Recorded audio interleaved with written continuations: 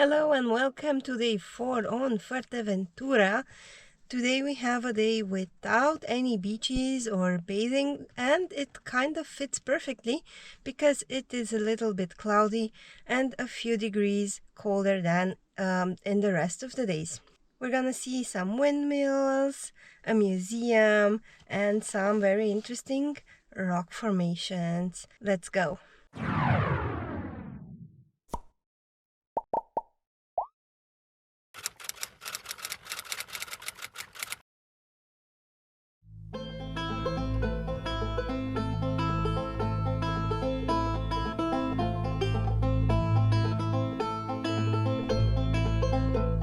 We just reached Molinos de Villaverde, so the windmills of Villaverde, and they're really nice. There's nobody here, literally.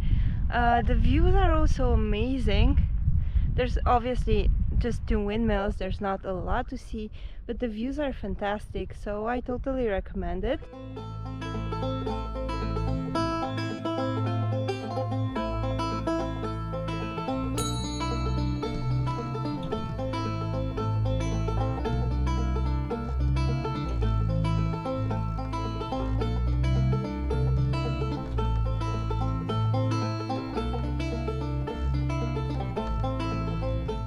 The Canaries are such a popular destination for windsurfing, for example, because they have a lot of wind, and obviously they're also using it to produce energy.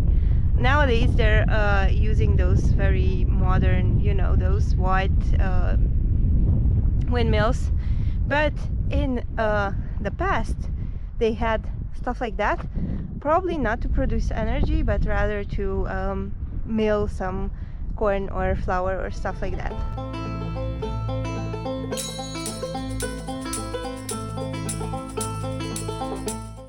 This is the second windmill. We had a lot of fun here, mostly flying the drone, I guess, but usually if you just visit it and you don't want to create any content, I think like 15 minutes, 20 minutes are enough for both of them. You can read a little bit if you speak Spanish, obviously, about them, and yeah, the view is really nice. Now we're going in the nearby town La Oliva.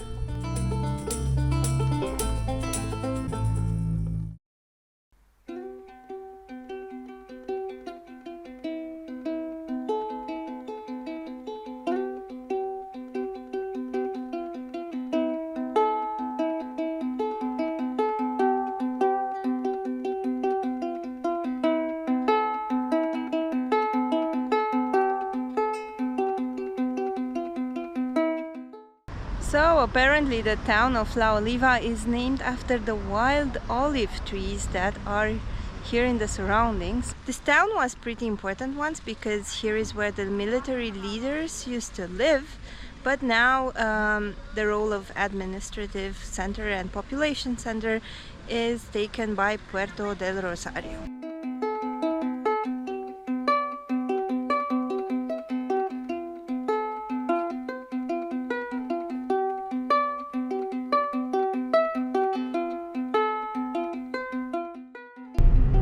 Just left La Oliva and we're heading towards Mirador de Valebron, which is a nice viewing point. We parked and we're going up.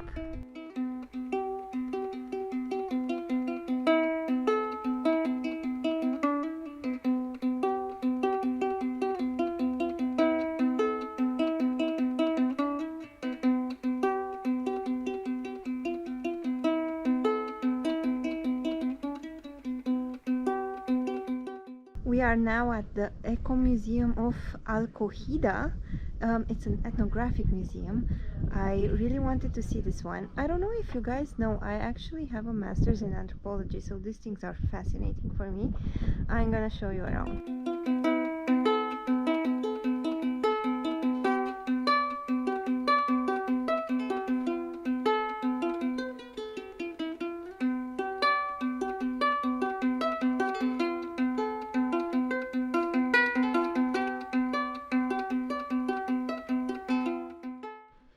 So this is the living room. I think it's huge. When I think of Romanian traditional houses, I think tour, like a whole house is this size. And the bedroom,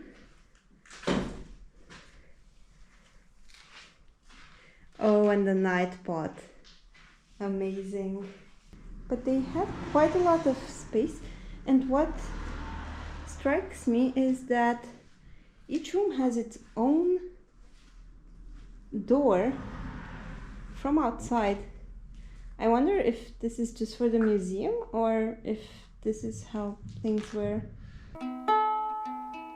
So they also have an exhibition about the importance of women in this area.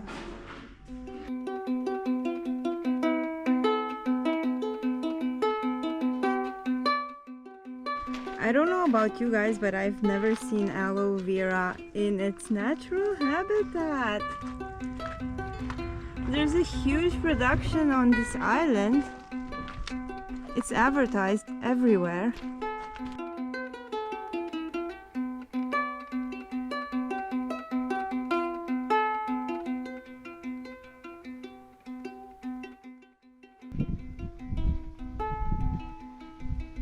Hi, donkey.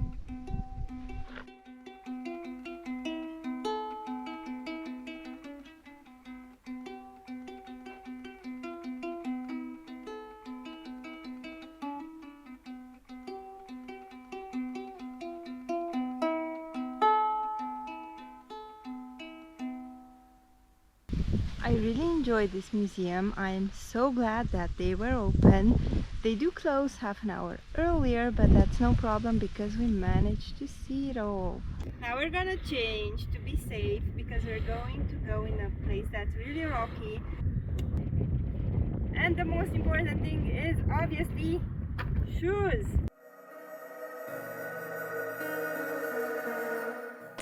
So now we're going to Arcos de la Penitias. It's very rocky. We didn't manage to find out exactly how much it takes to go there from the parking spot. Some people say it's 45 minutes. I really hope not, because it's just 25 minutes left until sunset.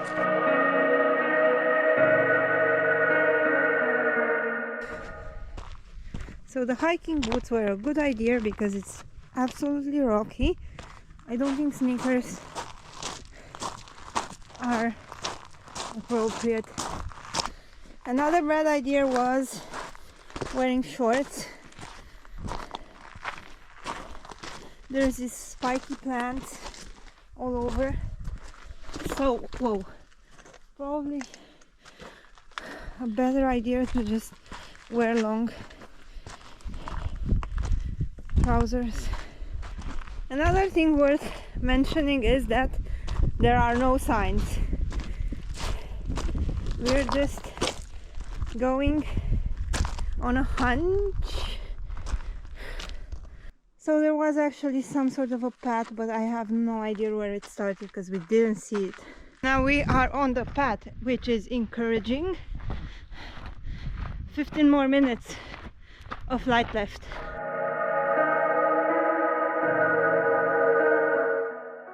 So there is a marking. First time I'm hearing about it. That X that you just saw was the crossroads where we had to turn left for the arch and right for the dam.